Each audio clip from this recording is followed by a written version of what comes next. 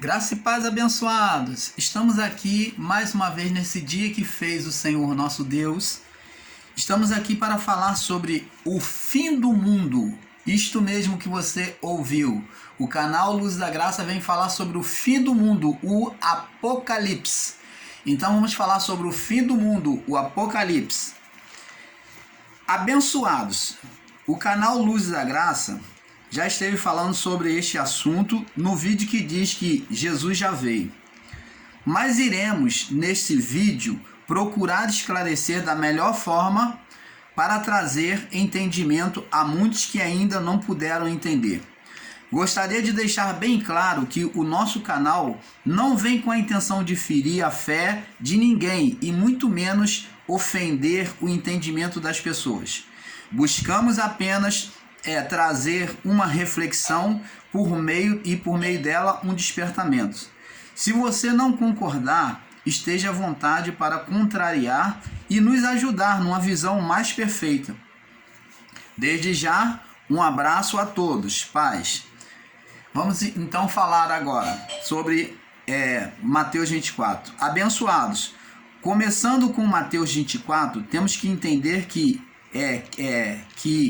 quem era Jesus e qual o propósito da sua vinda. Então temos que entender, para entendermos de Mateus 24, temos que entender quem era Jesus e qual o propósito da sua vinda. Muitos de nós, em graça, viemos ensinando em graça sobre a vinda de Jesus para trazer a salvação.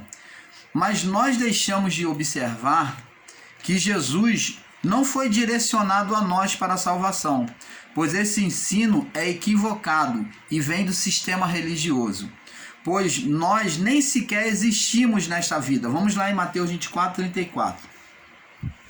Mateus 24, 34. E diz assim, Jesus diz assim: em verdade vos digo que não passará esta geração sem que todas essas coisas aconteçam. Então, abençoados, veja aqui que Jesus está falando para aquela geração. Ele fala, não passará esta geração. E como sabemos, a geração era contada com a idade de 40 anos. Hoje nós contamos na nossa geração talvez com 60 anos. Então a geração ela não ultrapassaria mais que 60 anos, que era o período da geração de uma vida, uma geração. Então Jesus está falando de uma geração, é aquele povo daquele período, daquela geração, com espaço entre 40 a 60 anos. Agora observe, irmãos, que a vida física de Jesus para nós não teve nenhum efeito, senão para o povo daquela época. Já para nós, somente através da cruz é que o ministério do novo mas para nós, somente através da cruz é que é manifesto o novo ministério daquele que morreu, que rendeu o seu espírito e que agora com uma imagem humana, né, pelo espírito, pela morte do corpo, pelo espírito vai exercer o poder espiritual sobre aqueles que vivem no corpo físico, que somos nós. Aqueles que viveram o período de Jesus, né? Os discípulos, aquele povo, e nós no corpo físico. Ele faz o inverso de Adão, que era a imagem e semelhança de Deus. Já Deus se fez imagem e semelhança de Adão no seu pecado, para condenar o pecado de Adão.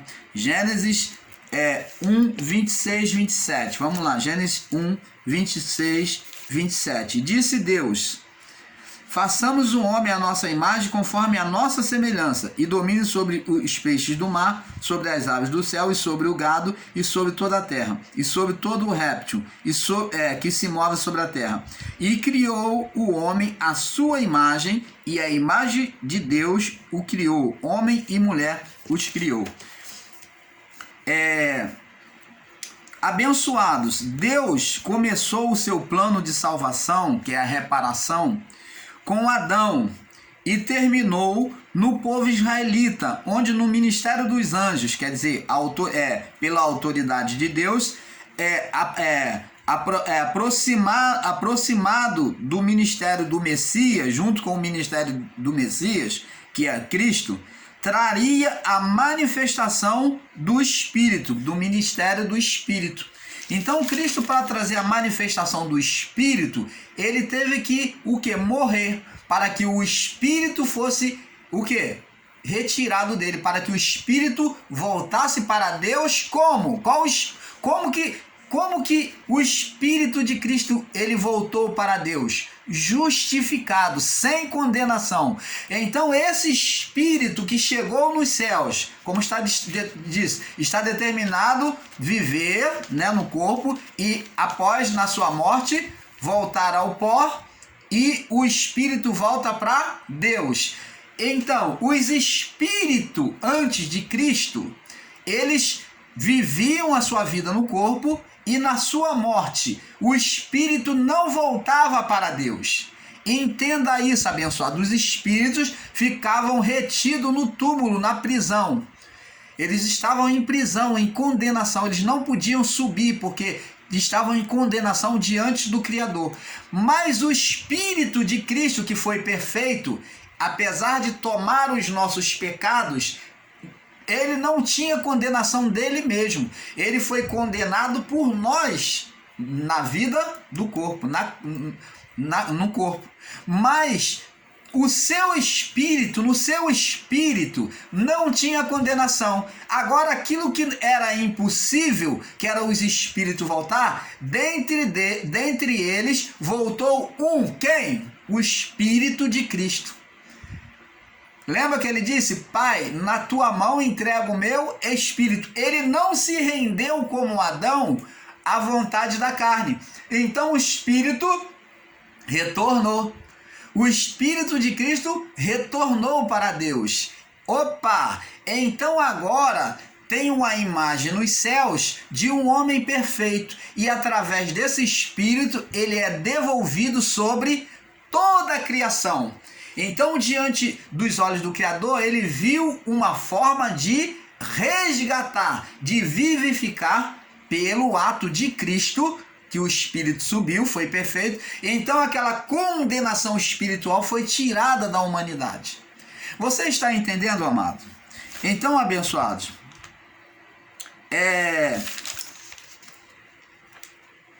aproximado o ministério do Messias, que é Cristo, traria a manifestação do Espírito, do ministério do Espírito. Abençoados, isso prova que a submissão à carne fez Adão gerar um espírito, né, de Satanás, pois Cristo teve que fazer justamente o inverso, onde Deus, pela imagem da carne, geraria um espírito perfeito.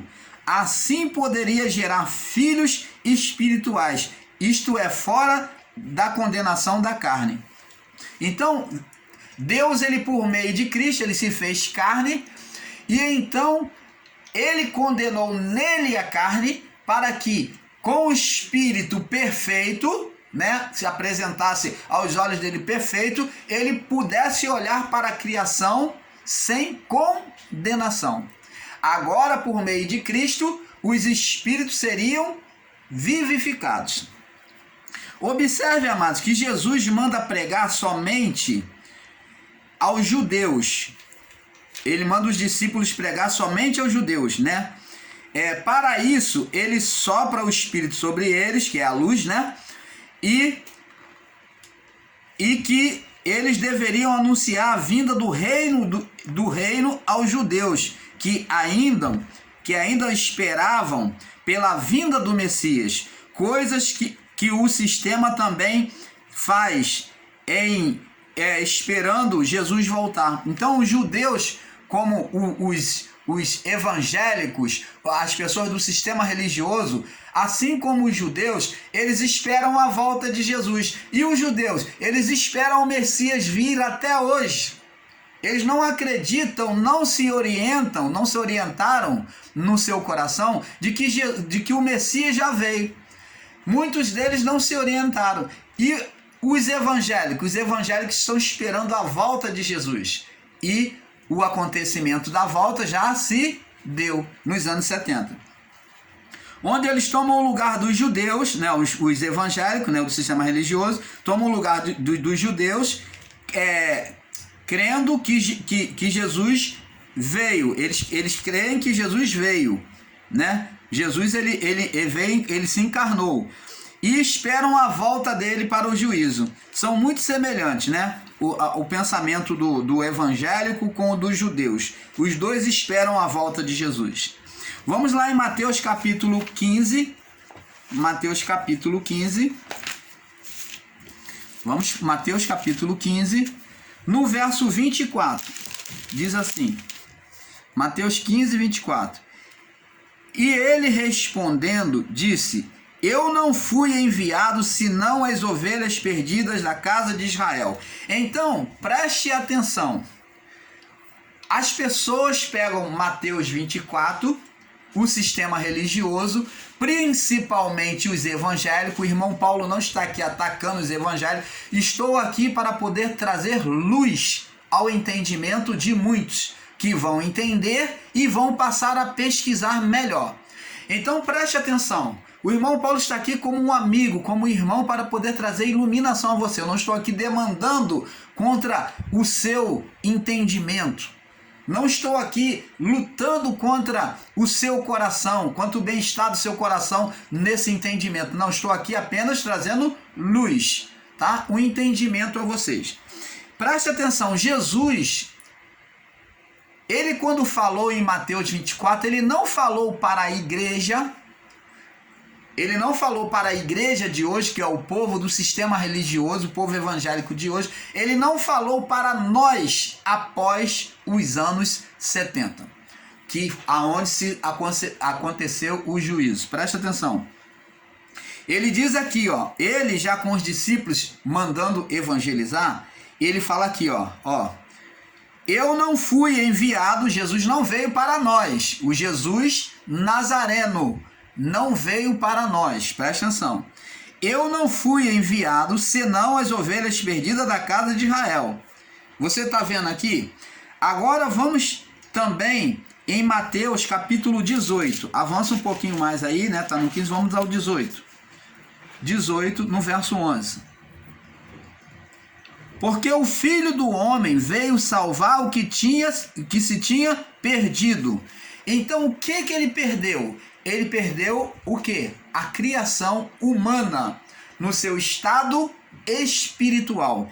Mas esse plano começou com Adão, que vem trazer o quê? A descendência, vem chegar a descendência israelita, o povo israelita, a quem ele prometeu por meio de Abraão a salvação. E a partir dos lombos de Abraão, né, ele vem trazer a salvação ao povo israelita, formando um povo espiritual. Ele veio buscar o que perdeu, né, em Mateus 18, 11. Mateus 10, vamos ao Mateus 10 agora, Mateus 10. Mateus capítulo 10. Vamos observando que o entendimento de muitos estavam equivocados. Mateus 10, do 5 ao 42, diz assim: e enviou Jesus esses 12 e lhe ordenou, dizendo, preste atenção, não ireis pelo caminho dos gentios, a quem não foi enviado para a promessa de salvação, nem entrareis na cidade dos samaritanos, dos povos que não aceitaram a salvação, que é o povo da idolatria. Mas e diante as ovelhas perdidas da casa de Israel. Você está vendo que até os discípulos Jesus direciona apenas para trazer salvação para quem? Para o povo israelita, o povo judeu israelita. E ele diz no verso 7, indo pregar e dizendo, é chegado o reino dos céus, está vendo? A promessa de salvação, o reino de Deus. Curai os enfermos, limpai os leprosos, ressuscitai os mortos, expulsai os demônios. De graça vocês estão recebendo, de graça vocês têm que oferecer essa palavra, essa salvação, essa cura, essa libertação. Não precisa pagar por nada.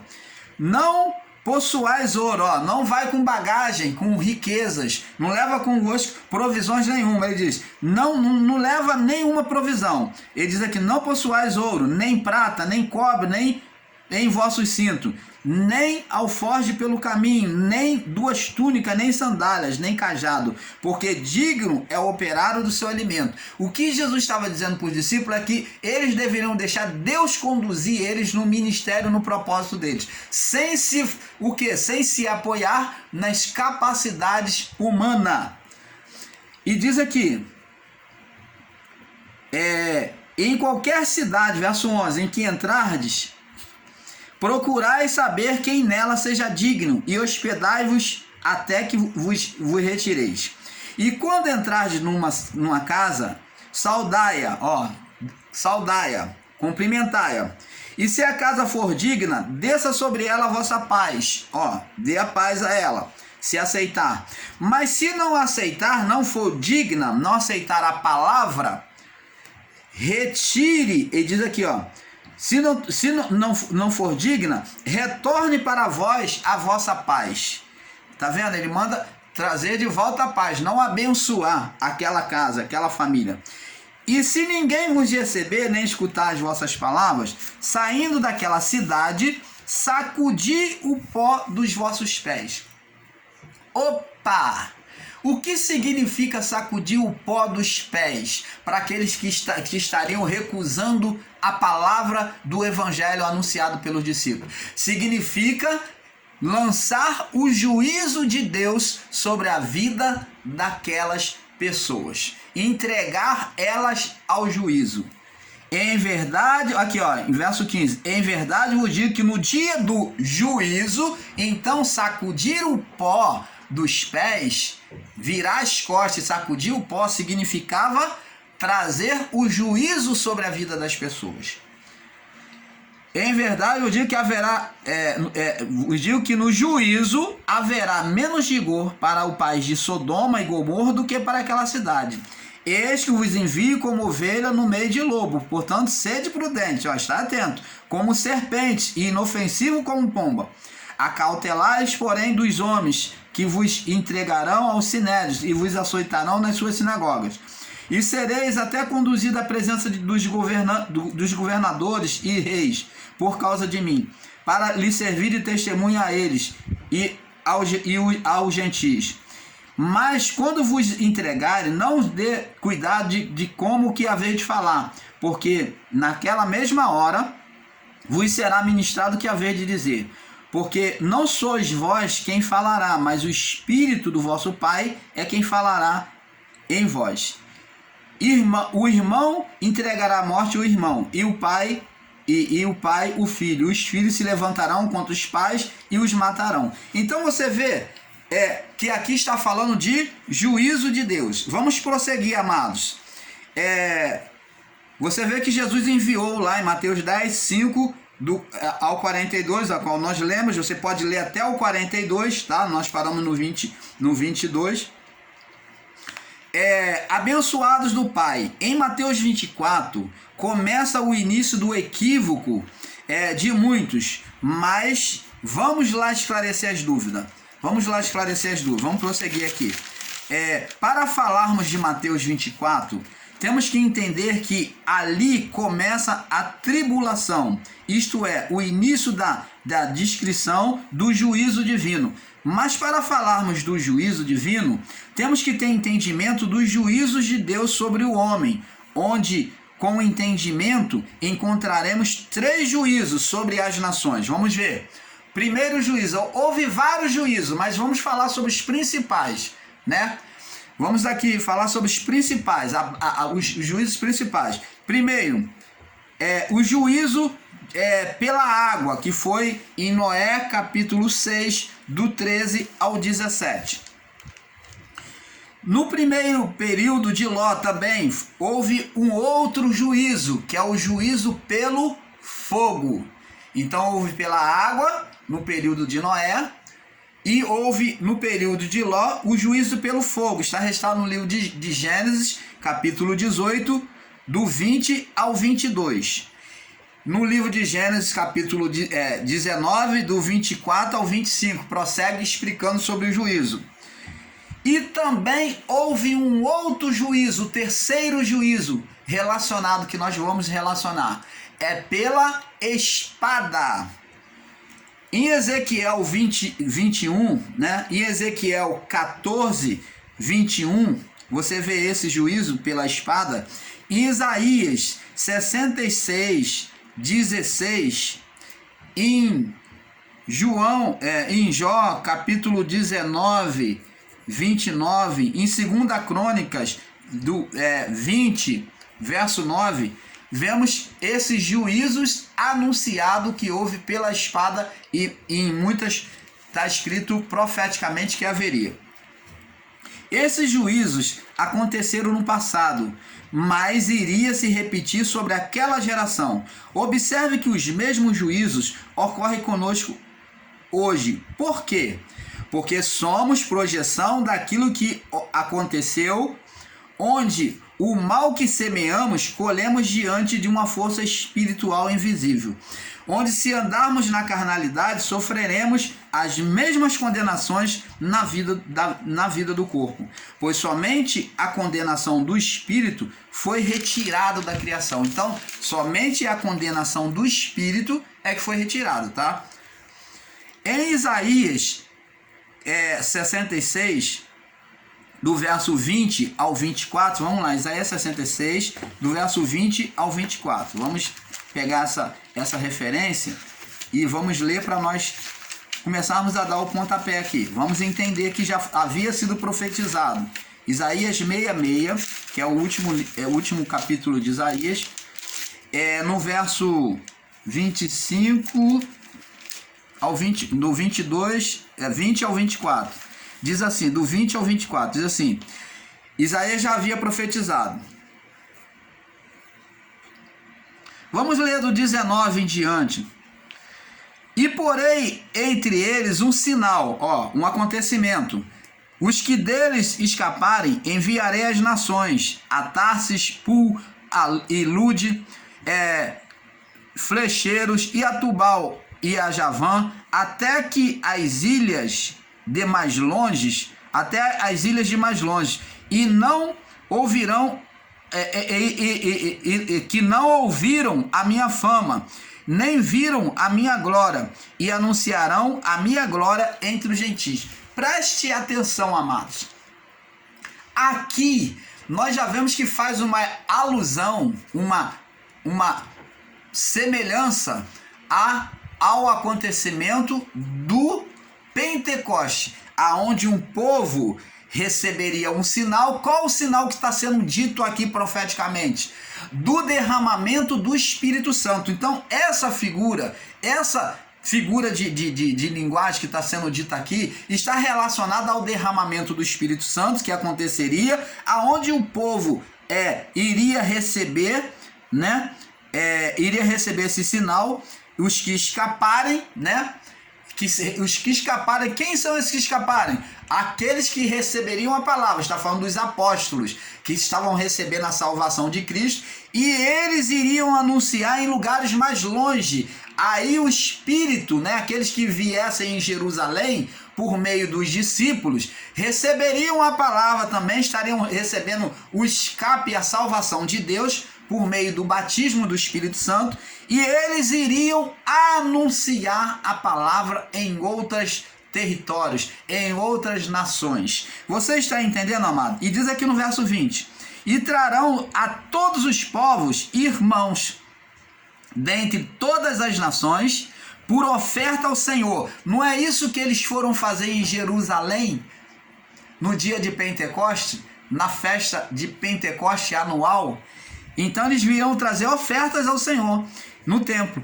E trarão dentre todas as nações oferta ao Senhor sobre cavalos, montado em cavalos e em carros, e literias, e sobre mulas, os animais que eles vinham de longe. Está falando que do povo das nações que viriam de longe. E sobre os camelos, os dromedários, trarão ao meu santo monte, a Jerusalém, a cidade de Jerusalém, diz o Senhor, como quando os filhos de Israel trazem as suas ofertas em vasos limpos à casa do Senhor. Oferenda anual. E também deles tomarei alguns para sacerdote. A partir daí ele iria levantar homens para o sacerdote e para levitas, diz o Senhor, do Pentecoste.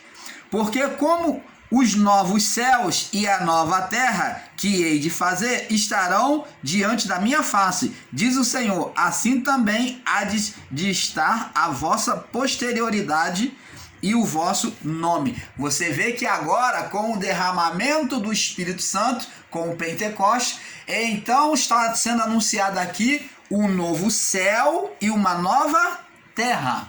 Foi justamente isso que o João Apocalipse, o que escreveu o Apocalipse, ele vem falar na sua visão. Vi novo céu e nova terra. Ele vai falar lá em Apocalipse 21. Então, amados, vamos prosseguir aqui. Mostrando em Isaías 66, do 20 ao 24, mostrando o novo governo da vida humana, onde Cristo reinaria sobre nós por meio do Espírito, onde o Espírito seria derramado, né? É o Pentecostes sobre todos os povos, onde o Espírito seria derramado, no verso 22, onde os versos 15 ao 19, vemos Deus ajuntando todas as nações. E então vemos Deus ajuntando todas as nações. E então, abençoado, temos que com entendimento entender que Jesus foi o braço forte de salvação para os judeus, onde por meio dele Deus manifesta a sua justiça. E se haveria justiça, teria que haver um juízo. Não aceitar a vinda de Jesus como um fato, como um fato acontecido, é dizer e afirmar que Cristo não justificou e salvou o povo hebreu da condenação dos pecados, pois para justificar teria que haver juízo, e no juízo, assim como a justificação, a condenação dos pecados. Agora, prosseguindo, vamos analisar Mateus 24, onde diante do templo de Jerusalém, sendo reconstruído, sendo restaurado por Herodes, os discípulos chamam a atenção de Jesus para o templo. Vamos lá, vamos falar agora sobre... Veja, abençoados, que o que parece ser admiração para eles, para os discípulos, é desprezo para Jesus, onde eles não entendendo e ficam curiosos e intrigados com aquelas palavras. Depois vem perguntar, eles voltam a perguntar. E Jesus, sobre o assunto de Mateus 24, no Mateus 24, do 1 ao 3, observe que os discípulos estão perguntando sobre a destruição do templo e do mundo. Sendo assim, vemos que tanto os discípulos quanto Jesus estavam relacionando o templo, né, que é o referencial do mundo. Por quê? A resposta está em Isaías 66, do 15 ao 24. Veja que todos os povos, línguas e nações vinham a Jerusalém, ao templo, para adorar a Deus. Então ali era o referencial do mundo. E dali procederiam a manifestação do Espírito e evangelho da salvação a todo mundo. Maravilha, não é? Diante disso, vemos que o templo foi o marco de todos os acontecimentos de Mateus 24. Ele marcaria o dia do juízo, onde em Isaías 55, 6, Deus já convidava o povo ao arrependimento, né? Então Deus já convidava o povo ao arrependimento, dizendo: buscai ao Senhor enquanto se pode achar, né? Invocai-o enquanto está perto, né? Então ele já convidava o povo judeu, né, ao arrependimento. Abençoados, o relato de Mateus 24 não está relacionado a nós de forma nenhuma, mas sim aos judeus daquela geração. Vamos lá no livro de Gênesis capítulo 2, 9. Vamos ver. Gênesis capítulo 2, 9. Então, Jesus ele fala de videira, ele compara o povo israelita como a oliveira. Ele compara como a oliveira e também como a videira. Vamos ver aqui, Gênesis 2:9 diz assim: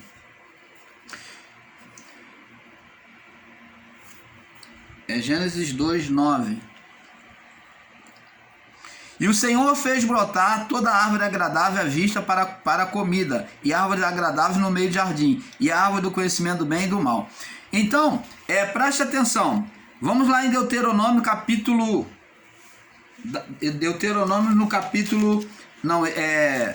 essa referência aqui diz, foi marcada errada, me perdoe. É Gênesis capítulo 3, verso 6. E viu a mulher que aquela árvore era boa e agradável para se comer, era boa para se comer e agradável aos olhos, e árvore desejável para entendimento. Tomou do fruto, comeu e deu ao seu marido, e ele comeu com ela.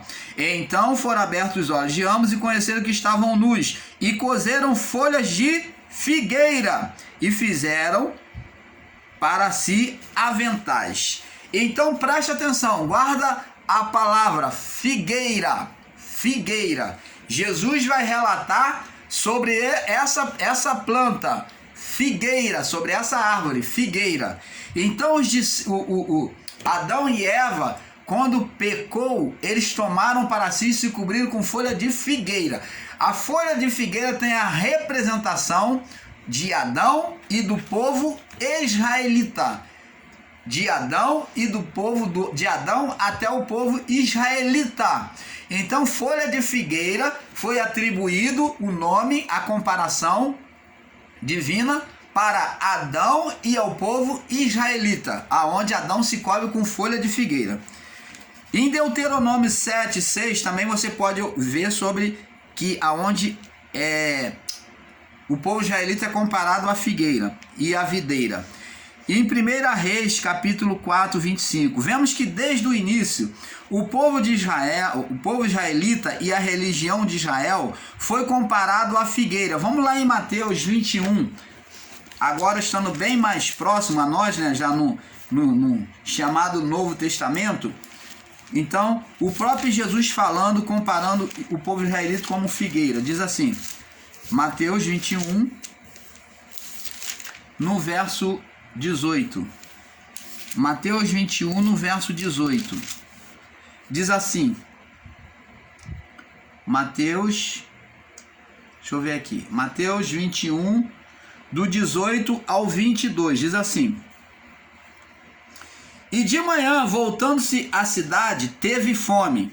E avistando uma figueira perto do caminho, dirigiu-se a ela e não achou nela senão folhas. E disse-lhe: nunca mais nasça fruto em ti, para sempre.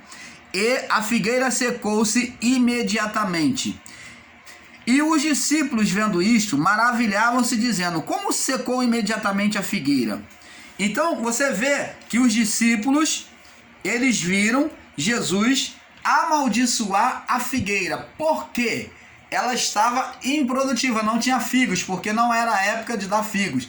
Essa figueira, esse ato de Jesus de amaldiçoar a figueira e ela secar, Jesus estava tentando passar um ensinamento para ele. Estava falando do quê? Do povo israelita infrutífero, que sofreria o juízo, iria ser queimado, iria se secar. Se secar significa sofrer o juízo do calor, do fogo. Você está entendendo, amado? Então, abençoados, em Marcos capítulo 11, no verso 12, vamos lá, Marcos 11, 12.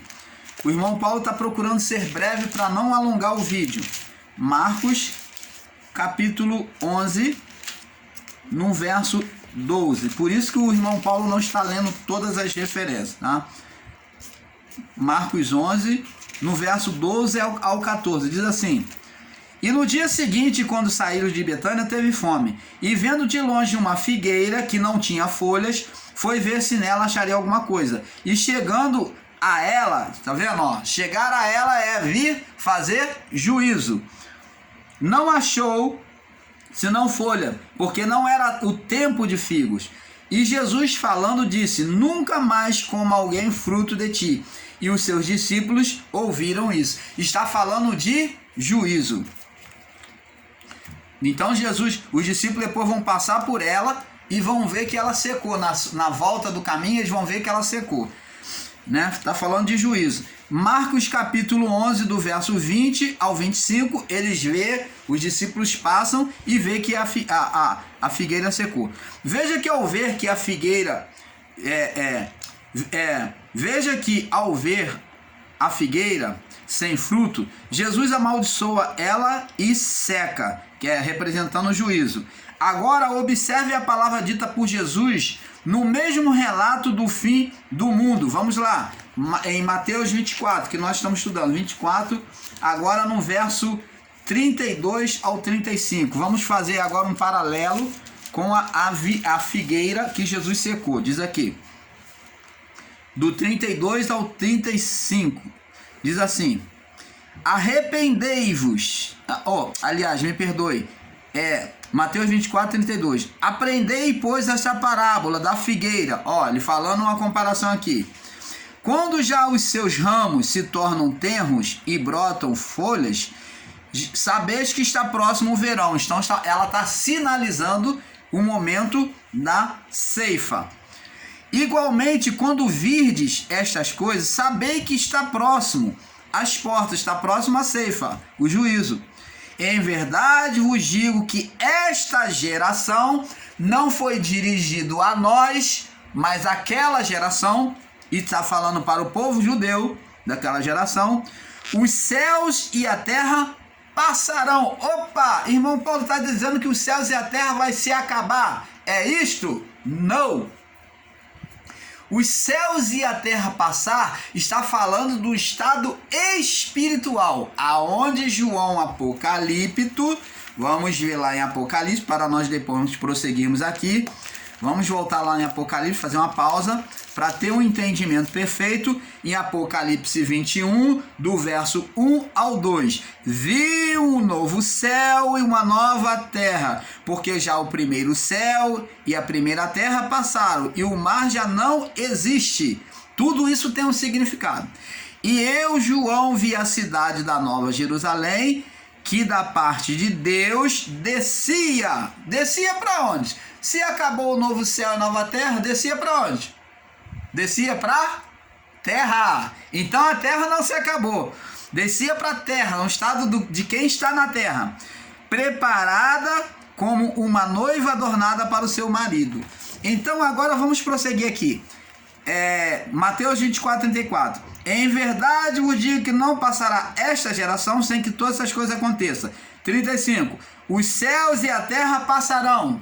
Vai se acabar? Não. Não é isto. Está falando de mudança de estado de ministério. Passar os céus e a terra significa passar o ministério dos anjos e de Cristo, o quê?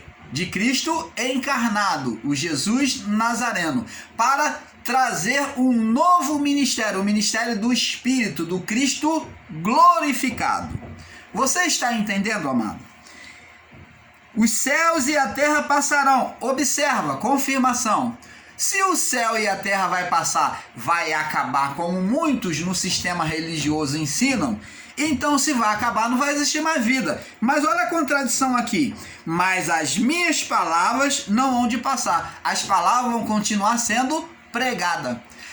Se a palavra não vai passar, não vai deixar de ser pregada, vai pregar para quem? Você está entendendo a contradição? Se a palavra iria continuar a ser pregada, significa que o juízo que está falando é um juízo para aquele povo, e esse novo céu e nova terra é espiritual. Quem sofreria o juízo? Aquele povo. Você está entendendo, amado? Agora observe a palavra dita por Jesus no mesmo relato do fim do mundo. Mateus 24, do 32 ao 35, que nós lemos. Onde no verso 34, ele diz que está se referindo àquela nação. Abençoados, uma geração daquela época era contada como 40 anos e nós talvez consideramos 60 anos a geração. Então a pergunta é, aquela geração passou? Se não, então tudo isso que Jesus falou ainda vai se cumprir. Se aquele povo ainda está vivo, então ainda vai se cumprir. Então, abençoados, vamos ver aqui, vamos entender aqui, vamos lá. Vamos entender aqui que a terra não vai se acabar. Vamos lá no livro de Eclesiastes, capítulo 1. Eclesiastes 1. Vamos lá. Eclesiastes capítulo 1. Fica depois de Salmos, Provérbios, Eclesiastes. Eclesiastes capítulo 1, no verso 4, diz assim: uma geração vai, outra geração, falando de geração, Jesus estava falando para aquela geração. Aqui fala, uma geração vai passar, vai morrer. Outra geração vem, mas a terra, o que acontece? Para sempre existirá, permanece. Você está entendendo, amado? Você está entendendo? Vamos agora no livro de Gênesis, confirmando de que a terra não iria acabar, dito pela boca do Pai. Gênesis 8. Gênesis 8, ele já prometeu isso desde o dia de Noé. No 21 ao 22, diz aqui: e o Senhor sentiu o suave cheiro das ofertas de Noé, né, do sacrifício. E o Senhor disse no seu coração: não tornarei mais a amaldiçoar a terra por causa do homem. O homem é de má... porque a imaginação do coração do homem é má desde a sua meninice. Nem tornarei mais ferir o homem como o fiz. De o quê? Trazer o dilúvio, acabar com toda aquela geração. Enquanto a terra durar, sementeira e cega, frio e calor, verão e inverno, de dia e de noite, não cessarão. Então, Deus está dizendo que até as estações do tempo iria permanecer, porque ele não mais traria um juízo sobre uma geração, nação, sobre as águas. Então, amados, está aqui. Deus já tinha dito isso. Vamos lá. Abençoados. Agora vamos aqui. Uma geração vai, outra geração vem, né? Agora o grande equívoco também está aqui no verso 35 do Mateus 24. Vamos ver lá. O grande equívoco está lá, a qual nós já explicamos. Vamos voltar a explicar. Mateus 24, 35. Diz assim: o céu e a terra passarão, mas as minhas palavras não hão de passar. Então, as pessoas com entendimento errado e imaginam que vai acabar o céu e a terra. O grande equívoco está aqui no verso 35, né? E no verso 29. Depois dessa aflição, depois da aflição daqueles dias, o sol se escurecerá e a lua não dará sua luz. E as estrelas cairão do céu e as potências dos céus serão abalados. Então isso tudo tem um significado que nós vamos estar nos próximos vídeos explicando isso. Abençoados, vamos supor que esta palavra se referisse a nós. Vamos supor que essa palavra se referisse a nós, onde tudo seria destruído. Mas observe atentamente no verso 25, após a vírgula, que não se refere à destruição da terra, da criação física, pois a quem a palavra iria ser anunciada, já que não existiria vida para pregar. Ele disse que as palavras não passariam. Então,